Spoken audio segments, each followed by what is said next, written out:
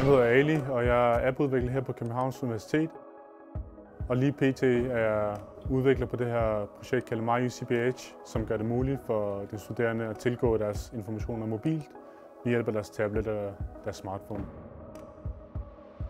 Min arbejdsopgave har siden jeg blev ansat, der har altså været, at jeg har udviklet de her app-klienter, Android og iOS, til den her platform. Og lige nu pt. Der sidder jeg så og drifter og videreudvikler de her app-klienter. Det er jo første gang, at Københavns Universitet udvikler en app.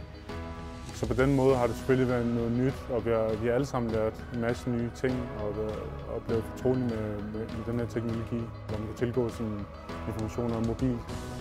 Det bedste ved mit arbejde, det synes jeg faktisk er sammenholdet, og sådan set der er også en gang imellem, at der også noget luft til sociale udfoldelser, hvis man kan sige det sådan. Altså, vi har for eksempel lidt bordfodbold, og vi har en PlayStation 4, hvor vi en gang imellem tager på kampe mod hinanden. Og folk er meget søde og hjælpsomme over for hinanden. Jeg synes bare, det sociale sammenhold, det er faktisk noget, det jeg allerbedst kan lide ved mit arbejde. Da jeg så startede ud på det her app-projekt, der havde jeg så også en ambition om at kunne udvikle til iOS. Og i dag, halvandet år efter vi var færdigudviklet appen, der har jeg også udviklet iOS-kompetencer, og jeg har faktisk mine egne 2 udgivelser på App Store, så det er jeg rigtig glad for.